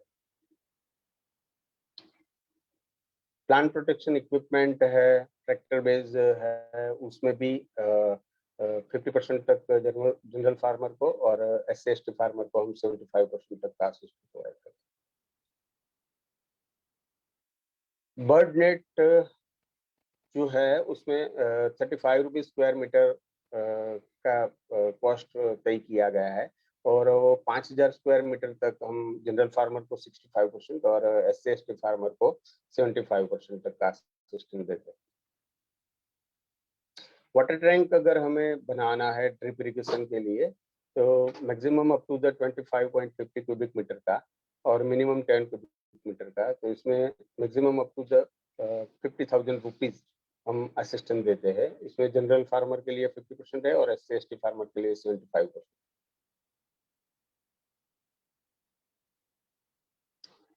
पैकिंग मटेरियल में भी गवर्नमेंट की तरफ से बहुत ही अच्छी सब्सिडीज है। तो यूनिट कॉस्ट उसका 10,000 रुपीज पर हेक्टर है और उसमें भी अच्छा खासा असिस्टेंस गवर्नमेंट की तरफ से दिया जाता है। क्रॉप कवर जैसे मैंने आगे बताया कि बनाना है, पोमोग्रेनेट है और वेजिटेबल है, तो ये तीनों क्रॉप के अंदर जो क्रॉप कवर है उसका असिस्टेंस दिया जाता है, जिसका यूनिट कॉस्ट 24,000 बनाना के लिए है, पोमोग्रेनेट के लिए 42,000 रुपीज है और वेजिटेबल के लिए 96,000 रुपीज है। Maximum for 2 hectare in all crops up to the 50% ऑफ यूनिट कॉस्ट असिस्टेंस गवर्नमेंट की तरफ से दिया जाता है। Planting material for poly house, तो गुजरात में जो है इसका हमने काम किया है वो बहुत ही बढ़िया काम हुआ है। This is the first one state कि भाई हम इसमें 90% असिस्टेंट फार्मर को देते हैं। अभी जो रोज और लिलियम है तो 4,000 स्क्वायर मीटर के तक के है, उसका यूनिट कॉस्ट जो है वो 426 पर स्क्वायर मीटर हमने तय किया हुआ है। MIDH की गाइडलाइन में इसमें 65% जनरल फार्मर के लिए और SC/ST फार्मर के लिए 75% है, लेकिन गुजरात में हम प्लांटिंग मटेरियल में 90% तक असिस्टेंट फार्मर को प्रोवाइड कर रहा है। Same for the carnation and gerbera, तो उसमें भी यूनिट कॉस्ट 610 रुपये है और स्क्वायर मीटर पे, और मैक्सिमम 4,000 स्क्वायर मीटर के लिए जनरल फार्मर को 65 और SC/ST फार्मर को 75% असिस्टेंस दिया जा रहा है। सॉइललेस कल्टीवेशन पॉली हाउस में अगर करना है तो यूनिट कॉस्ट उसका 3 लाख रुपए पर एकड़ है, उसमें भी हम 50% असिस्टेंस प्रोवाइड कर रहे हैं। सर एक क्वेश्चन था मेरा। हाँ जी सर, ऑर्किड के लिए कुछ सब्सिडी है? डेफिनेटली ऑर्किड के लिए है, लेकिन मुझे देखना पड़ेगा कि कितना असिस्टेंट हम दे रहे हैं। I will tell you later. Sir का प्रेजेंटेशन, नीलेश सर का प्रेजेंटेशन खत्म होने के बाद we will have the question answer session. Let him finish his presentation. So I request all the participants to please don't disturb the speaker. After his presentation, we will have the question and answer session. Please continue. Thank you.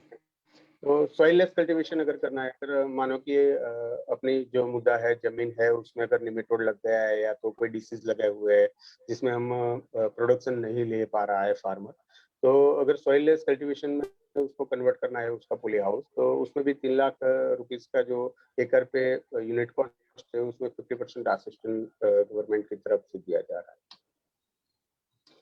Planting material poly house के लिए जैसे exotic vegetable है, तो उसमें भी 140 रुपये square metre के हिसाब से 4000 स्क्वायर मीटर तक जनरल फार्मर को 65% और SC/ST फार्मर को 75% असिस्टेंस दिया जाता है। सॉर्टिंग ग्रेडिंग यूनिट जो है, तो उसका यूनिट कॉस्ट होता है 15 लाख रुपए और मैक्सिमम असिस्टेंट 40% नॉर्मल एरिया के लिए और हिली एरिया के लिए 55% असिस्टेंट दिया जाता है। तो ये भी एक बहुत ही बढ़िया है। वेजिटेबल जैसा कि हम अगर पोटैटो की बात करते हैं, ओनियन की बात करते हैं, स्वीट पोटैटो की बात करते हैं, तो उसमें बहुत ही इजी हो जाता है सॉर्टिंग ग्रेडिंग करना और पैकेजिंग करना। और बाकी जो क्रॉप है हमारे फ्रूट वेजिटेबल, उसमें भी हम कर सकते हैं।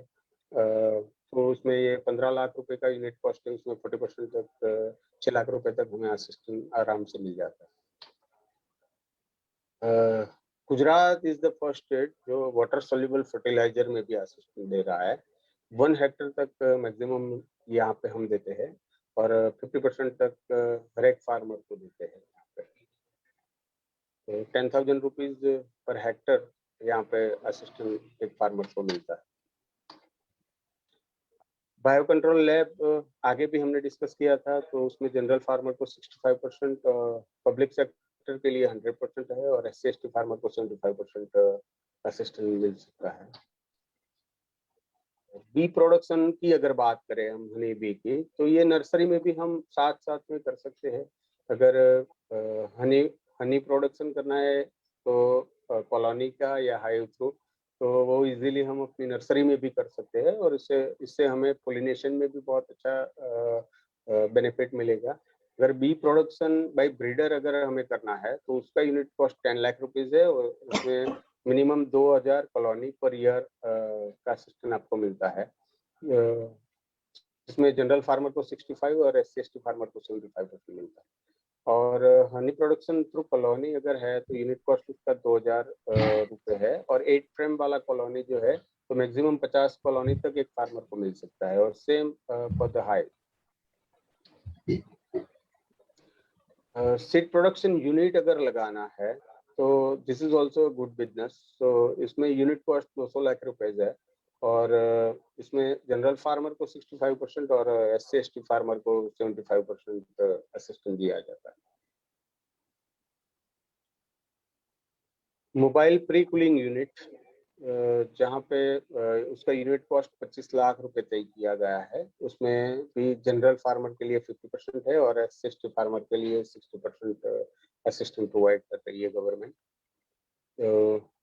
This one is good for post harvest losses जो हमें बचाने हैं, तो उसके लिए बहुत ही जरूरी है।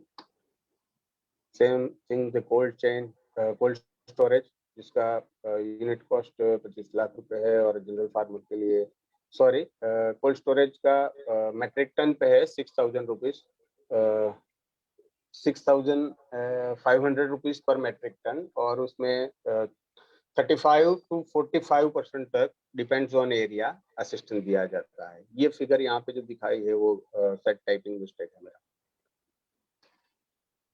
मोबाइल रिफर वैन जो है, उसमें 26 लाख रुपीस का यूनिट कॉस्ट तय किया गया है। इसमें जनरल फार्मर को 50% और SC/ST फार्मर को 60% असिस्टेंस दिया जा रहा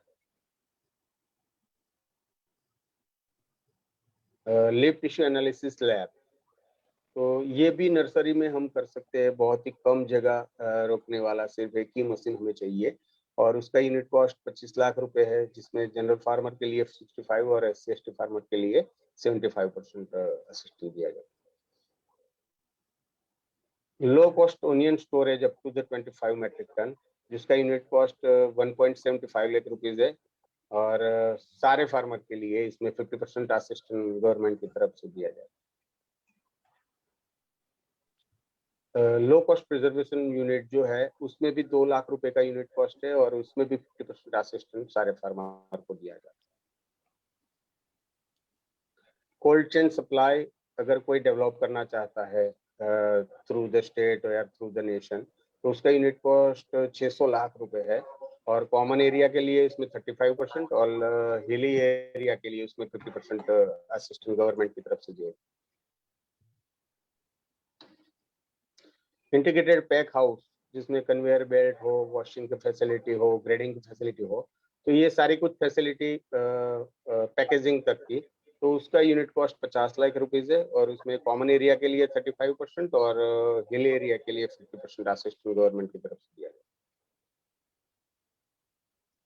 मोबाइल वेंडिंग कार्ट अगर कोई लेना चाहे तो उसमें भी यूनिट कॉस्ट 30,000 रुपीज है, उसमें 50% सारे फार्मर के लिए असिस्टेंस दे रखा है। स्ट्रॉबेरी फार्मिंग के लिए यूनिट कॉस्ट 2,80,000 है, उसमें जनरल फार्मर को 55% और SC/ST फार्मर के लिए 65% असिस्टेंस तय किया गया है। So strawberry is also good crop, उसका भी प्लांटिंग मटेरियल की खपत बहुत ही रहती है, रनर से सीधा हो जाता है, तो this one is also good कि फार्मर को हम अवेयर करवाए। तो उसमें सारा कुछ खर्चा गिना हुआ है, तो ड्रिप इरिगेशन का भी आता है, मल्चिंग का भी आता है, तो और प्लांटिंग मटेरियल का, वो सारा कुछ इनके 2,80,000 है, और उसमें फार्मर को 55 और 65% सब्सिडीज दी जाती है। सेम मशरूम फार्मिंग अगर करना है स्पर्म प्रोडक्शन का, तो उसके यूनिट के लिए 15 लाख रुपीज यूनिट कॉस्ट तय किया है, और उसमें 40% तक का सब्सिडीज MIDH की गाइडलाइन के तहत फार्मर को मिल सकता है। Horticulture based self propelled machinery अगर कोई लेना चाहता है, तो उसमें 2.5 लाख रुपीज का यूनिट कॉस्ट है, इसमें बिग फार्मर को 40% और स्मॉल फार्मर के लिए 50%, चाहे वो कोई भी कास्ट का हो, तो मिल सकता है उसको। अगर हम यहाँ से कुछ एक्सपोर्ट करना चाहे, अगर हम हमारे पौधे भी एक्सपोर्ट करना चाहे कोई कंट्री में, तो बाय एयर अगर हम करते हैं तो 25% जो टोटल कॉस्ट है वहाँ तक हमें असिस्टेंस मिलता है, और मैक्सिमम 10 लाख रुपए पर ईयर का असिस्टेंस हमें गवर्नमेंट की तरफ से एयर फेयर के लिए भी मिल सकता है। अगर हम wholesale market for horticulture produce अगर हम करना चाहे, तो उसका यूनिट कॉस्ट 1,000 लाख रुपीज है, जिसमें नॉर्मल एरिया में 250 लाख रुपए और हिली एरिया में 330 लाख रुपए तक का असिस्टेंस गवर्नमेंट की तरफ से दिया जाता है। Thank you. So this is the beginning for the horticulture development कि गवर्नमेंट की तरफ से 125 स्कीम्स है जहाँ पे अलग अलग असिस्टेंस हमें दिया जाता है। तो अब हमें ये तय करना है कि हम कहाँ से असिस्टेंस ले और कैसे अपने बिजनेस को बढ़ाए।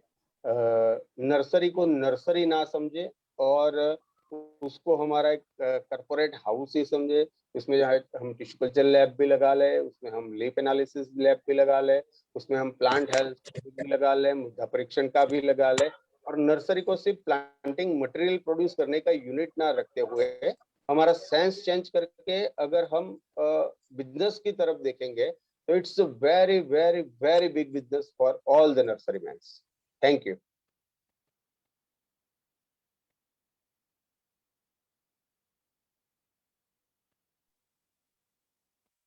Thank you Sachin ji.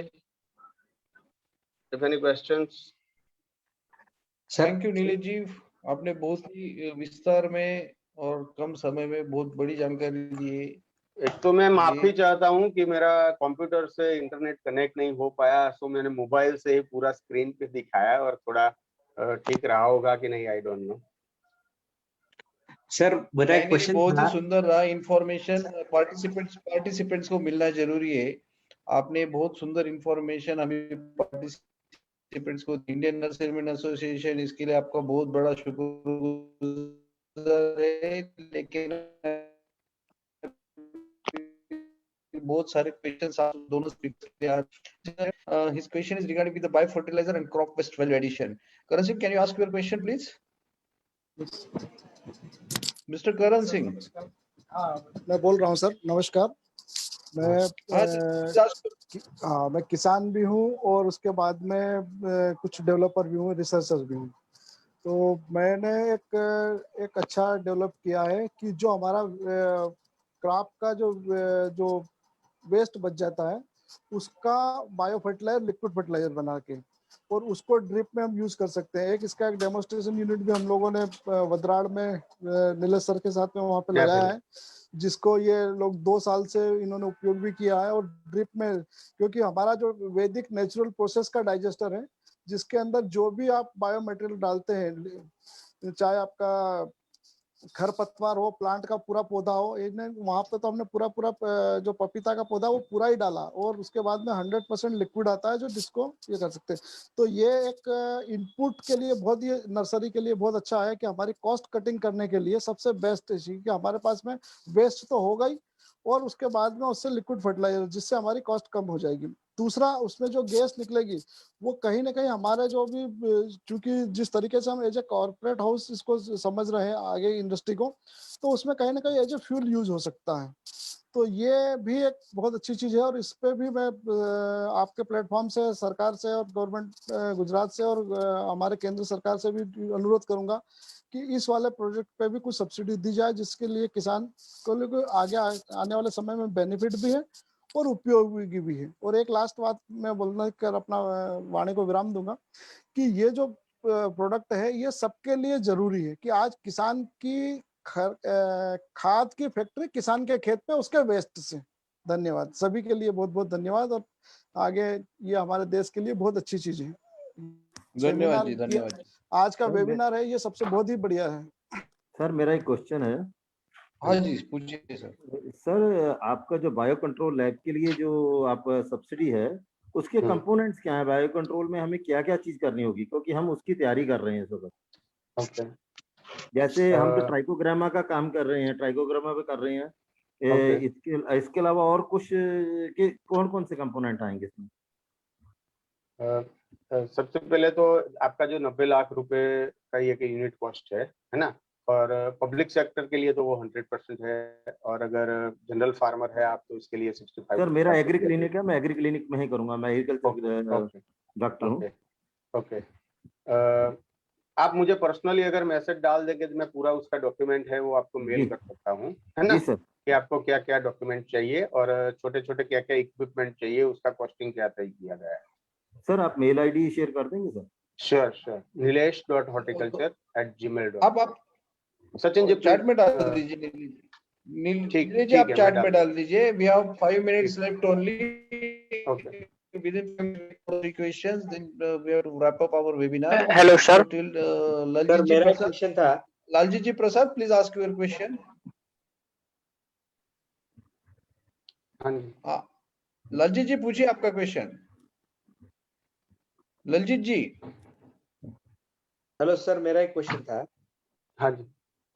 Avocado के लिए कुछ सब्सिडी है sir? Pardon please. Hello, avocado के लिए कुछ सब्सिडी है सर? एवोकाडो के लिए एक्चुअली अलग से कोई नहीं है। जो हाई डेंसिटी प्लांटेशन में अगर आप करते हैं एवोकाडो, तो जैसे मैंने बताया जो असिस्टेंट है हाई डेंसिटी प्लांटेशन के लिए, वो इसमें मिल सकता है एवोकाडो में। और ऑर्किड का मैं आपको अलग से फिर मेल डाल दूं सर? और हाँ जी, मैं वो आपको भेज देता हूँ। ऑर्किड का जो प्लांटिंग मटेरियल का सब्सिडी है उसका 700 पर स्क्वायर मीटर यूनिट कॉस्ट है और 50% तक का सब्सिडी है उसमें। 4000 स्क्वायर मीटर तक आप ले सकते हैं। तो तकरीबन 1 एकड़ का अगर आपका ग्रीन हाउस है तो आपको 14 लाख की सब्सिडी ऑर्किड के लिए मिल सकती है। Okay sir, okay, hello sir, नमस्ते सर, एक क्वेश्चन है सर मेरा सर। हाँ जी। सर जो ड्रमस्टिक और सर आपने ड्रैगन फ्रूट का बताया सर, तो सर ओनली सर नर्सरी वालों को इसमें सब्सिडी मिल सकती है सर, फार्मर को भी सब्सिडी मिल सकती है सर इसमें? ये ड्रमस्टिक फार्मर के लिए ही है, ये फार्मर के लिए ही है। ये जो वेबिनार है वो नर्सरी मैन को इसलिए बताया जाता है कि फार्मर सारे नर्सरी पे जाते हैं तो फार्मर को सीधा सीधा गाइडलाइन नर्सरी से ही मिल जाए, है ना। तो ये सारी जो सब्सिडी है वो फार्मर के लिए ही है। Okay sir, thank you sir. Jitendra Patel साहब please ask your question. Jitendra Patel साहब। नीलेश भाई, मैं गुजरात आनंद से बोल रहा हूँ, आनंद एग्रीकल्चर यूनिवर्सिटी के पास से। अभी बेसिकली मैं इंजीनियर हूँ, अभी मैं डाइवर्ट हो रहा हूँ एग्रीकल्चर के अंदर। तो अभी मैंने ड्रैगन किया है और सैंडलवुड किया है और लेमन किया है। कमलम और सैंडल नर्सरी करना है नए सिरे से, और मुझे अभी नॉलेज बिल्कुल नहीं है एग्रीकल्चर में। मैं जनवरी से ही डाइवर्सिफाई हुआ हूँ, तो इसके लिए मैं आपको पर्सनली भी मिल सकता हूँ, गांधीनगर या महसाणा?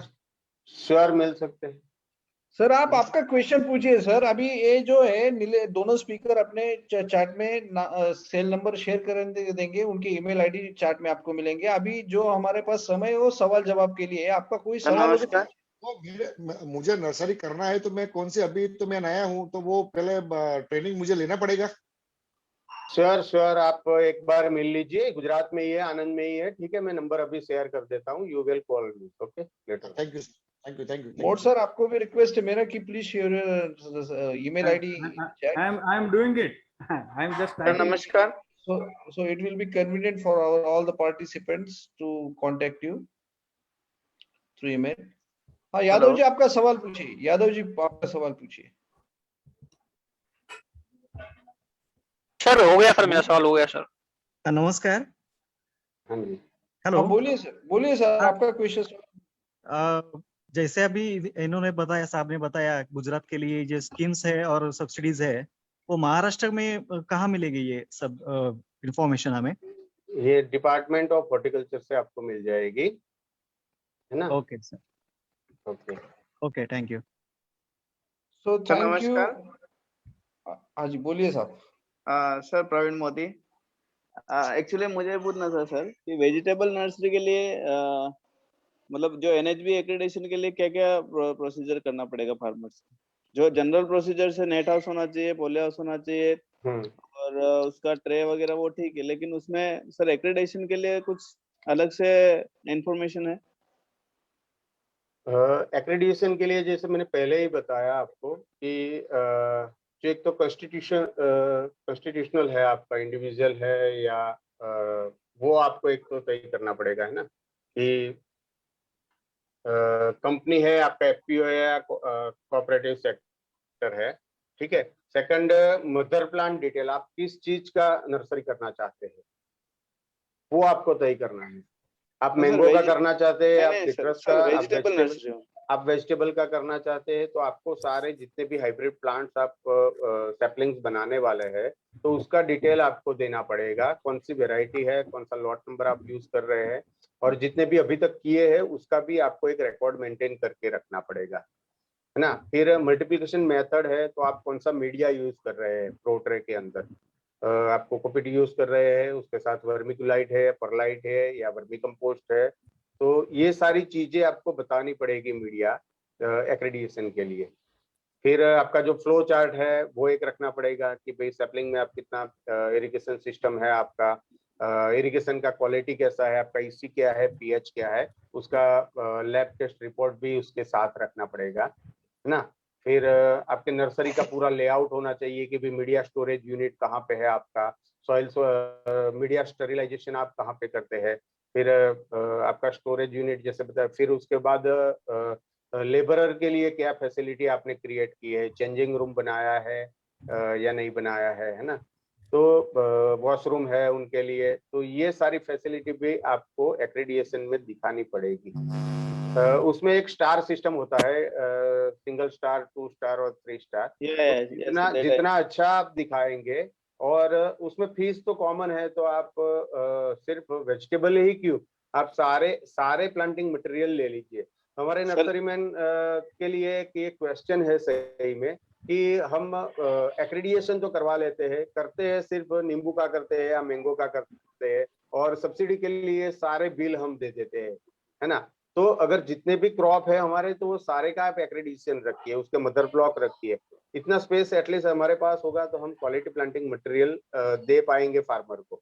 जी, thank you sir.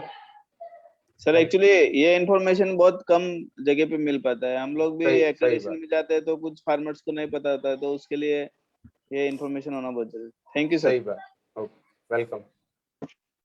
I am Gopal Krishna, Krushiwala Coconut Farmers Producer Company, Andhra Pradesh. We are able to supply a good quality of cocoa peat and coconut seedlings also. Varieties, some varieties of East Coastal, West Coastal and other motherlands are available here. Saplings are available from Andhra Pradesh, East Godavari. Could you please pass? Sir, you share your number. Sir, you share your number. My number is.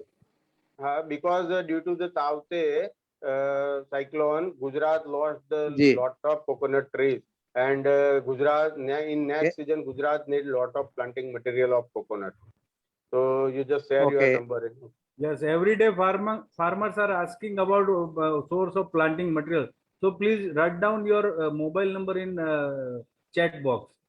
Okay sir, okay. Mod sir, there are so many questions, so लेकिन हमको समय का भी लिहाज रखना पड़ेगा और समय हमको अभी बोल रहा है कि थोड़ा सा भी हमको रुकना पड़ेगा। सभी पार्टिसिपेंट्स को रिक्वेस्ट है, जो भी आपका क्वेश्चंस है आप पर्सनली ईमेल आईडी पे या फोन नंबर पे हमारे स्पीकर के साथ शेयर कर सकते। बहुत ही अच्छे लोग हमारे साथ जुड़े हुए हैं, तो Mod sir and Nilesh ji for joining with us in today's webinar. और जो भी हमारे इंडियन नर्सरी एसोसिएशन के मेंबर होना चाह रहे हैं, तो इसकी लिंक चैट में शेयर की हुई, आप वो लिंक को पे ऊपर ज्वाइन होके तो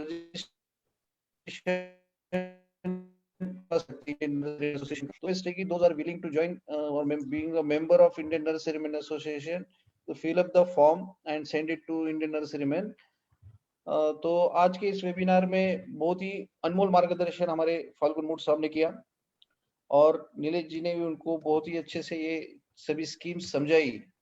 तो इंडियन नर्सरीमैन एसोसिएशन की ओर से मैं दोनों स्पीकर्स का तहे दिल से शुक्रिया अदा करता हूँ और भविष्य में भी आप इस तरह का मार्गदर्शन आपसे मिलता रहेगा, इसकी आशा रखते हुए सभी पार्टिसिपेंट से भी रिक्वेस्ट करूंगा कि इस तरह से आप हमारे साथ जुड़े रहिए, सभी नॉलेज शेयर करते रहिए और इस तरह से अगला जो वेबिनार हमने रखा है, जो आज हमने स्कीम्स रखी है, उसके बाद अगला जो नेक्स्ट थर्सडे वेबिनार होने जा रहा है, that is on the branding and reputation management. हम आपके प्रोडक्ट को किस तरह से ब्रांडिंग किया, उसका रेपुटेशन मैनेज कैसे किया जाए, इसके ऊपर 57वां वेबिनार होने वाला है।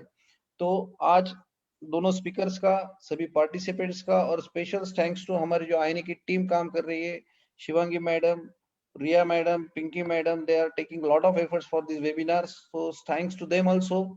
Thanks to all the participants, speakers once again. Till then, have a nice time. Have a great weekend. Thank you very much. Thank you, you too, sir. Thank you. Thank you. Thank you, sir. Thank you. Thank you. Thank you, sir. Thank you. Thank you, sir. Thank you, sir. Thank you. Thank you. Thank you, sir. Thank you. Thank you.